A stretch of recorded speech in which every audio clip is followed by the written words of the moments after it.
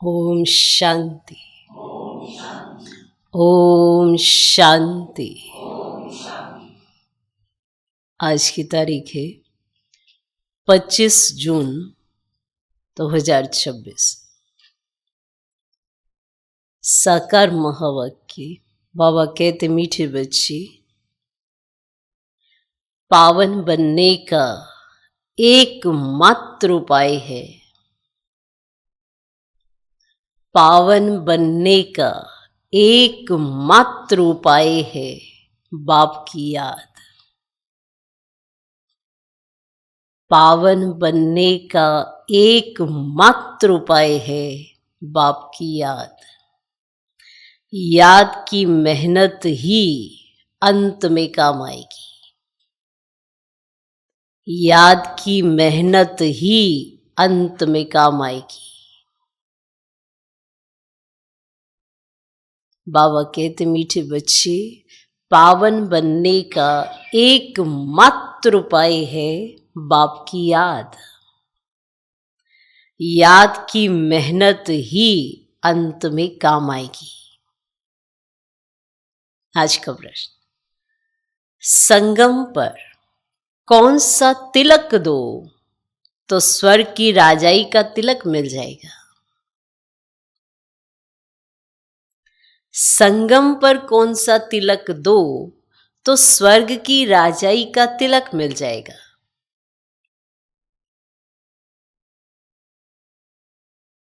उत्तर, संगम पर यही तिलक दो कि हम आत्मा बिंदी हैं। संगम पर यही तिलक दो कि हम आत्मा बिंदी हैं। हम शरीर नहीं हैं, हम आत्मा बिंदी हैं, हम शरीर नहीं हैं। अंदर में यही घोटते रहो, अंदर में यही घोटते रहो कि हम आत्मा हैं।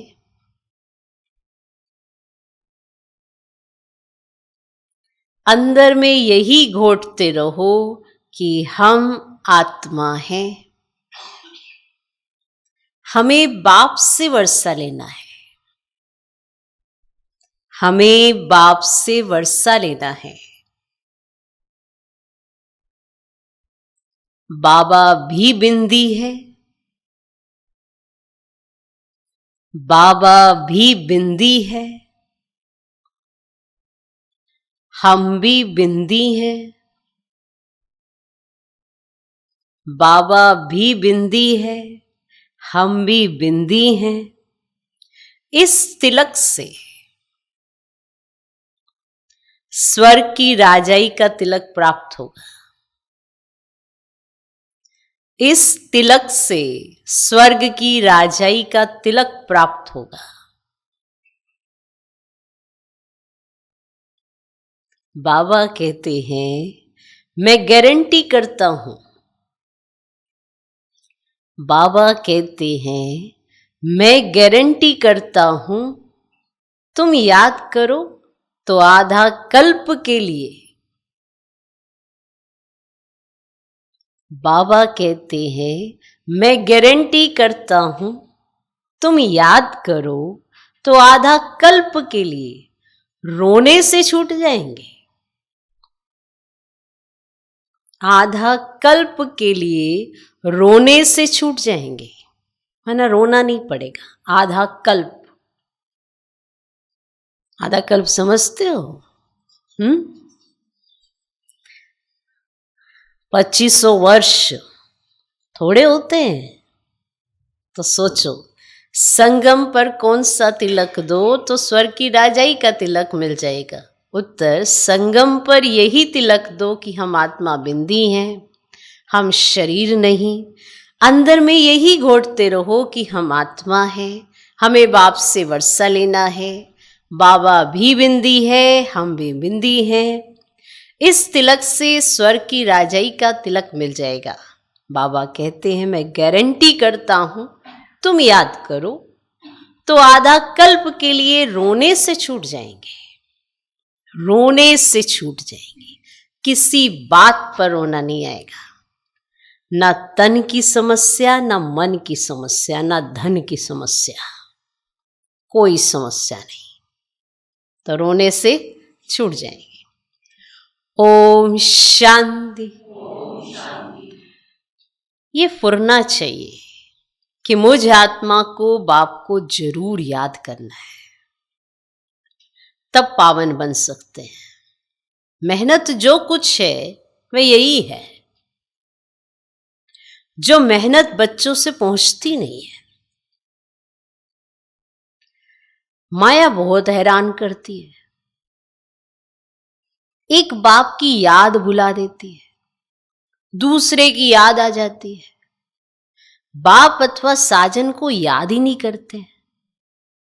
ऐसे साजन को तो कम से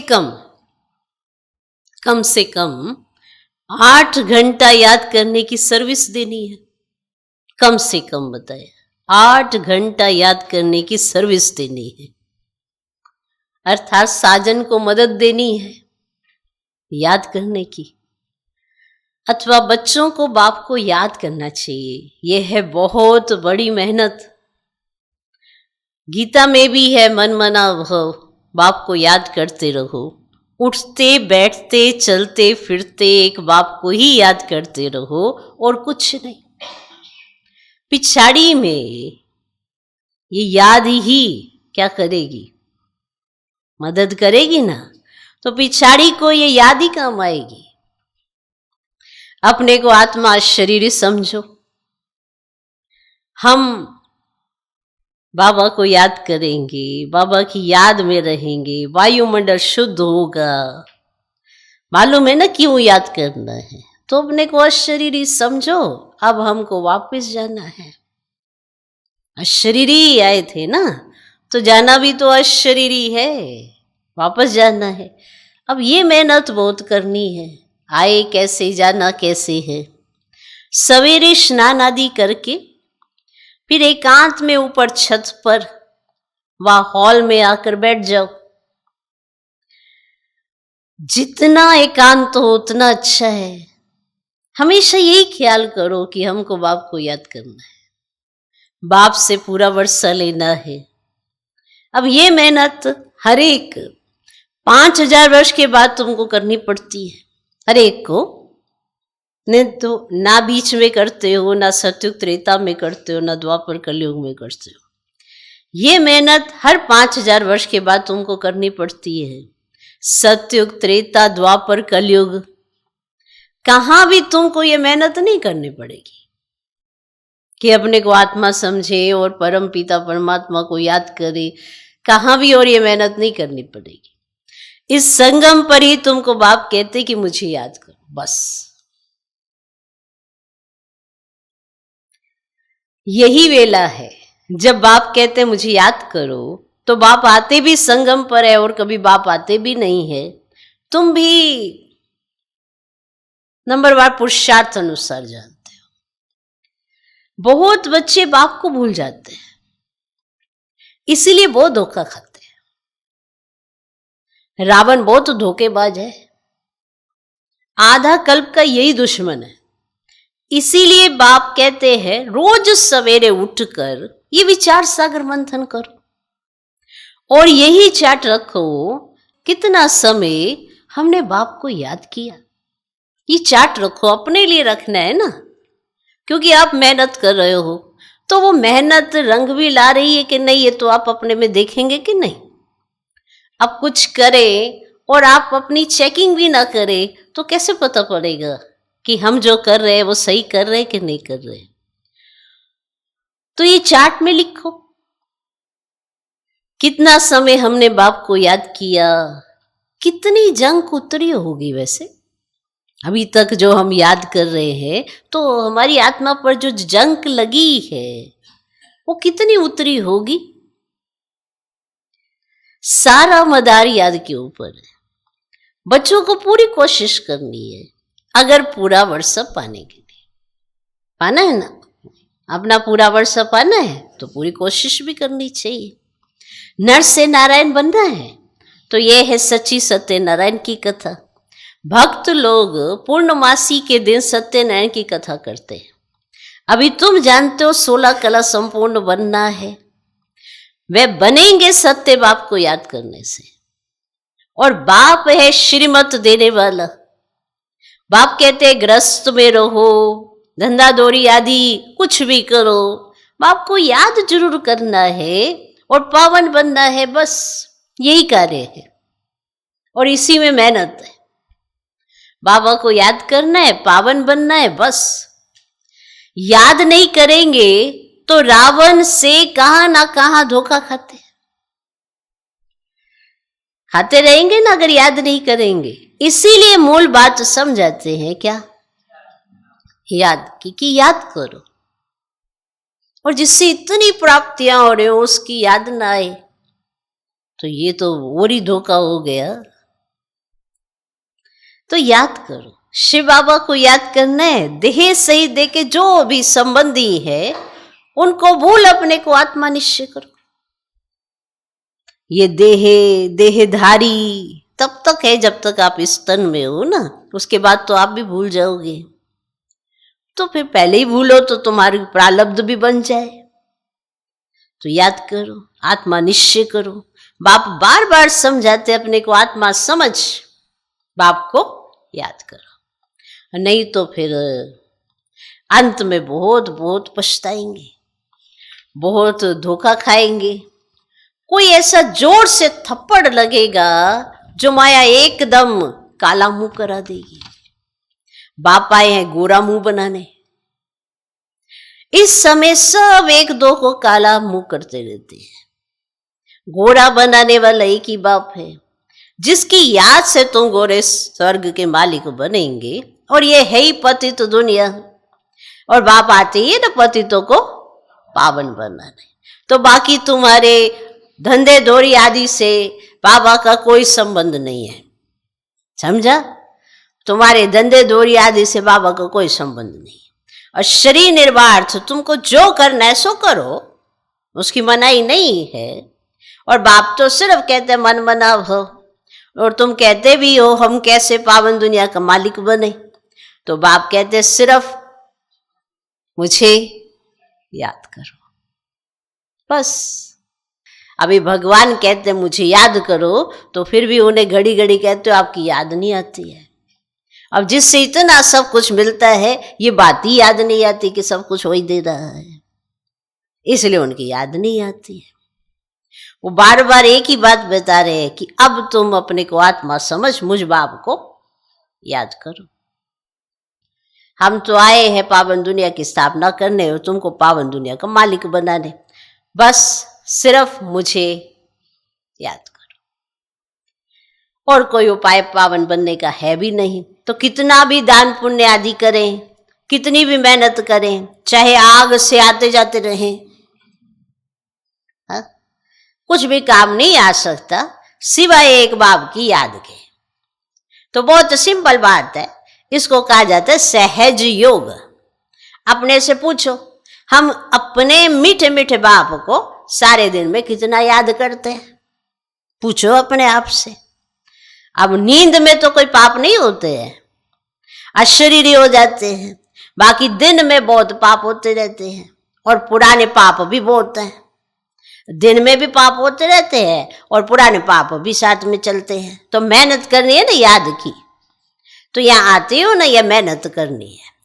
बाहर के वाहियात संकल्पों को उड़ा दो। जो बाहर के वाहियात संकल्प है ना उनको उड़ा दो, नहीं तो वायुमंडल बड़ा खराब कर देते हैं। घर के खेती बाड़ी के ख्यालात चलते रहते हैं। कभी बच्चे याद पड़ेंगे है ना, कभी गुरु की याद आएगी, संकल्प चलते रहेंगे तो वायुमंडल को खराब कर देंगे। अब मेहनत नहीं करने वाले बिगड़ डालते हैं, और जिनसे मेहनत नहीं होती है तो वो यज्ञ में बिगड़ डालते हैं। ये इतनी महीन बातें हैं, तुम भी अभी जानते हो, फिर कभी नहीं जानेंगे। तो बाप अभी वर्षा देते हैं, फिर आधा कल्प के लिए निश्चिंत हो जाते हैं। और लौकिक बाप के फुरने माना ख्यालात और बेहद के बाप के फुरने में कितना अंतर है। और बाप कहते कि भक्ति मार्ग में मुझे कितना फुरना रहता है और भक्त कितना घड़ी घड़ी याद करते हैं और सत्युग में कोई भी याद ही नहीं करते। तो बाप कहते कि तुमको इतना सुख देता हूं जो तुमको मुझे वहां याद करने की भी दरकार ही नहीं है, इतना सुखी कर देता हूं तुमको। हम जानते हैं हमारे बच्चे सुख धाम शांति धाम में बैठे हैं और दूसरा कोई मनुष्य समझ ही ना सके। तो ऐसे बाप में निश्चय बुद्धि होने में माया विघन डालती है, ऐसे बाप में निश्चय होने में माया विघन डालती है। और बाप कहते हैं कि सिर्फ मुझे याद करो तो तुम्हारे में जो अलाय पड़ी है ना, ये चांदी तांबा लोहे की, वे निकल जाएगी। गोल्डन एज से सिल्वर में आने से भी 2 कला कम होती है। तो ये बातें तुम सुनते हो और समझते हो, तो जो सच्चा ब्राह्मण होगा उनको अच्छी रीति बुद्धि में बैठेगा, नहीं तो बैठेगा ही नहीं, याद टिकेगी ही नहीं। यानी सारा मदार बाप को याद करने पर है। तो किसकी याद में बैठते हो? देहधारी की याद में बैठोगे तो रोओगे, घड़ी घड़ी रोओगे, दुखी होते रहोगे। देहधारी की याद में होंगे तो, और बाप की याद में होंगे तो खुश होते रहेंगे। तो याद किसको करना है? एक बेहद के बाप को। तो बार बार कहते बच्चे बाप को याद करो। ये बाबा भी कहेंगे शिव बाबा को याद करो, और शिव बाबा खुद भी कहेंगे मुझ बाप को याद करो, है ना। और किसी को याद करके दुखी क्यों होते हो? तो तुम क्या करे करो, मुझे याद करो। तो आत्माओं को कहते हैं हे बच्चों, वह निराकार परमात्मा भी आत्माओं को कहेंगे। तो मूल बात ही है ना, क्या? मुझे याद करो। तो कोई भी आए उनको पहले पहले बोलो कि अलफ को याद करो, और कोई टिक टिक नहीं करनी है, सिर्फ बोलो अपने को आत्मा समझ बाप को याद करो। तिलक कोई स्थूल थोड़े ही है। तुम समझते हो कि तिलक वास्तव में इस समय का यादगार है। तुम याद करते रहते हो, गोया राजाई का तिलक देते हो, और तुमको राजाई का तिलक मिलेगा, डबल सिरताज बनेंगे। राजाई का तिलक मिलेगा अर्थात स्वर्ग के महाराजा महारानी बनेंगे। तो बाप कितना सहज बताते हैं। बस सिर्फ ये याद करो, हम आत्मा है, शरीर नहीं। हमको बाप से वर्षा लेना है। आप आत्मा हो या शरीर? आत्मा हो तो आत्मा को बाप को याद करना है। अब शरीर है, देहधारी है, तो देहधारियों को याद करते हो तो गलत है, नुकसान हो जाएगा। आत्मा हो तो परम पिता परमात्मा को याद करो, उनसे वर्षा मिलेगा। तुम जानते हो हम आत्मा बिंदी मिसल है, बाबा भी बिंदी है। तो बाबा ज्ञान का सागर, सुख का सागर है, वे हमको वरदान देते हैं। अब इनके बाजू में आकर बैठते हैं, और गुरु अपने शिष्य को बाजू में बिठाए सिखाते हैं ना, तो ये भी बाजू में बैठे हैं। तो बच्चों को सिर्फ कहते हैं कि अपने को आत्मा समझो, माम एकम याद करो। देखो कितनी सरल सी मुरली है। क्या कहा है बार बार? आत्मा समझो, मुझ बाप को याद करो। और सतयुग में भी तुम अपने को आत्मा समझते हो, परंतु बाप को नहीं जानते हो। हम आत्मा शरीर छोड़ते फिर दूसरा लेना है। तो ड्रामा अनुसार तुम्हारा पार्टी ऐसा है, इसलिए तुम्हारी आयु वहां बड़ी रहती है, पवित्र रहते हो। और सतयुग में आयु बड़ी रहती है, कलयुग में छोटी होती है। तो वहां है योगी और यहां है भोगी। तो पवित्र होते हैं ना योगी, तो वहां रावण राज्य ही नहीं, आयु बड़ी रहती है। तो यहाँ आयु कितनी छोटी होती है। अब इसको कर्म भोग कहा जाता है। तो वहां अकाल मृत्यु कभी होता ही नहीं है। तो बाप कहते हैं कि बाप को पहचानना है तो श्रीमत पर चलो, एक बाप को याद करो, अपने को आत्मा समझो। हमको अब जाना है तो यह शरीर छोड़ना है, बाकी टाइम सर्विस में लगाना है। तुम बच्चे बहुत गरीब हो, इसीलिए बाप को तरस पड़ता है। तुम बुढ़ियों को, कुब्जाओं आदि को कोई तकलीफ नहीं देते हैं। तुम बुढ़ियों को कोई तकलीफ नहीं देता बाबा, है ना। बुढ़ी को कुब्जा कहा जाता है, और बुढ़ियों को समझाया जाता है बाप को याद करो। तुमसे कोई पूछे कहाँ जाती हो, ये सुबह सुबह तैयार होके कहाँ जाती हो? हाँ, कहाँ जाती हो? बोलो गीता पाठशाला में जाते हैं। क्या बोलो? तो बच्चे प्रदर्शनी आदि पर कितना खर्चा करते हैं, लिखते भी हैं फलाना अच्छा प्रभावित हुआ, परंतु बाबा कहते एक भी ऐसे नहीं लिखता कि बरोबर इस समय बेहद का बाप इस ब्रह्मतन में आया हुआ है, तो उससे ईश्वर का वर्षा मिल सकता है। बाबा समझ जाते हैं कि एक को भी निश्चय नहीं हुआ है, सिर्फ प्रभावित होते हैं।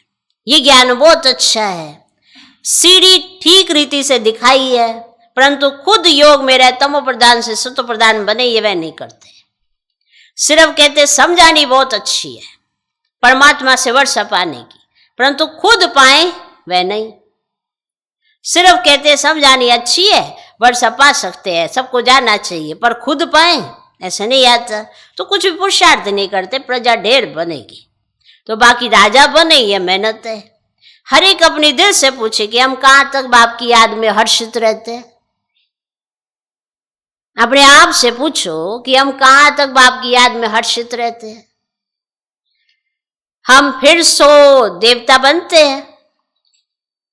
ऐसे ऐसे अपने साथ एकांत में बैठ बातें करो, ट्राई करके देखो, और बाबा को याद करते रहो तो बाप गारंटी देते हैं तुम आधा कल्प कभी रोएंगे नहीं। अभी तुम कहते हो बाबा आकर हमको रावण राज्य पर जीत पहनाते हैं, तो जो जितनी मेहनत करते हैं ना अपने लिए ही करते हैं। ये कोई बाबा पर हम एहसान नहीं करते हैं कि हमने उन पे एहसान कर दिया। कई सोचते हैं हम तो देखो कितने सालों से चलते हैं, तो क्या बाबा पे एहसान करे? अपने पर एहसान किया है ना। चले तुम्हारा जीवन बना तो किसके लिए? बाप पे एहसान किया है क्या? अपने ऊपर एहसान करते हैं। तो जो भी करते सब अपने लिए ही करते हैं। फिर तुम आएंगे नई दुनिया में और पुरानी दुनिया का हिसाब किताब भी चुकता करना है। तो ये है ना कयामत का समय। तो जो जितनी मेहनत करते हो अपने लिए ही करते हो, बाप के ऊपर एहसान नहीं करते हो, अपने लिए ही करते हो। तो फिर तुम आएंगे नई दुनिया में और पुरानी दुनिया का हिसाब किताब भी चुकता करना है, जबकि तुमको तमो प्रधान से सतो प्रधान बनना है।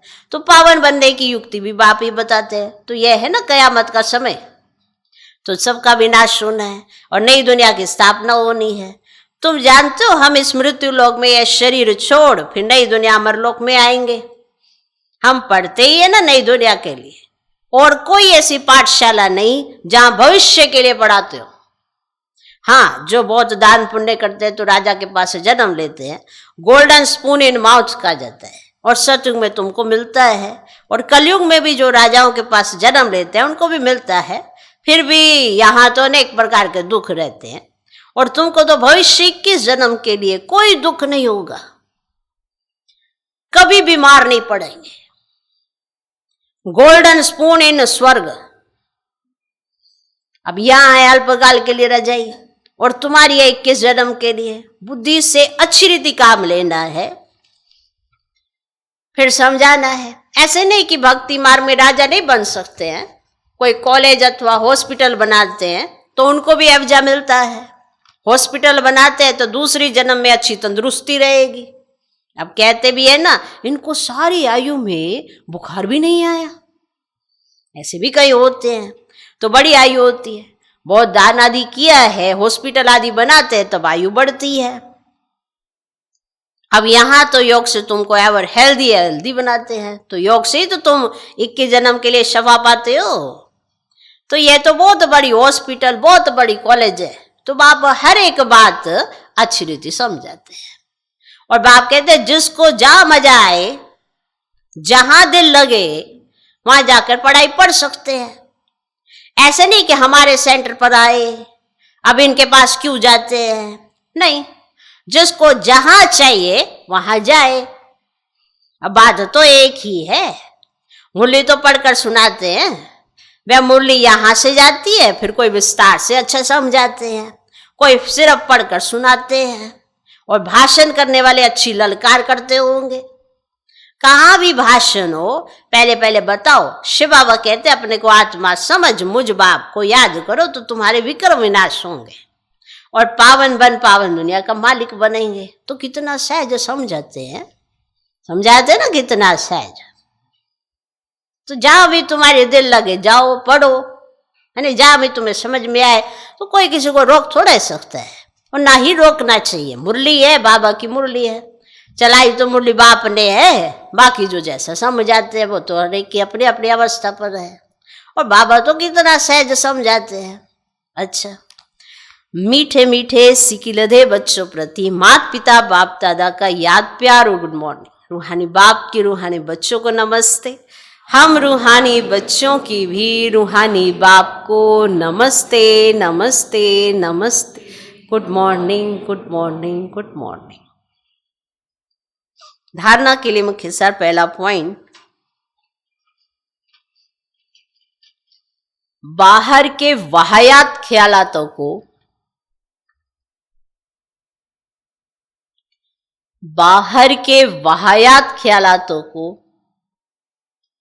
छोड़ एकांत में बैठ याद की मेहनत करनी है।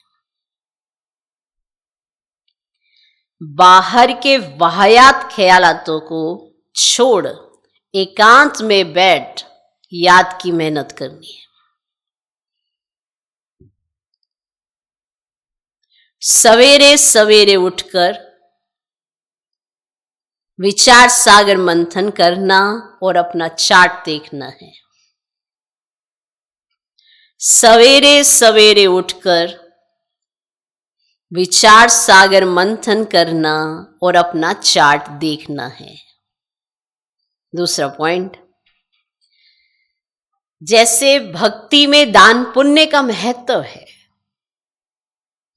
जैसे भक्ति में दान पुण्य का महत्व है, ऐसे ज्ञान मार्ग में याद का महत्व है। जैसे भक्ति में दान पुण्य का महत्व है, ऐसे ज्ञान मार्ग में याद का महत्व है। याद से आत्मा को एवर हेल्दी वेल्दी बनाना है। याद से आत्मा को एवर हेल्दी वेल्दी बनाना है। अशरीरी रहने का अभ्यास करना है। अशरीरी रहने का अभ्यास करना है। आज का वरदान, कंबाइंड रूप की सेवा द्वारा आत्माओं को समीप संबंध में लाने वाले कंबाइंड रूपधारी भव। कंबाइंड रूप की सेवा द्वारा आत्माओं को समीप संबंध में लाने वाले, आत्माओं को समीप संबंध में लाने वाले कंबाइंड रूपधारी भव।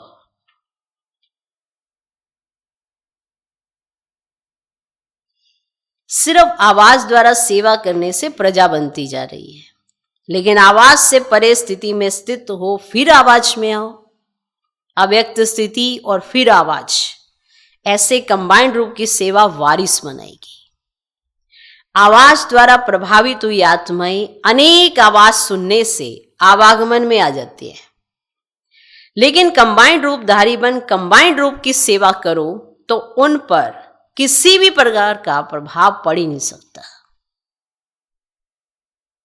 आज का स्लोगन, साधनों में बेहद के वैराग्य वृत्ति की साधना मर्ज होने ना दो। साधनों में बेहद के वैराग्य वृत्ति की साधना मर्ज होने ना दो। साधनों में बेहद के वैराग्य वृत्ति की साधना मर्ज होने ना दो।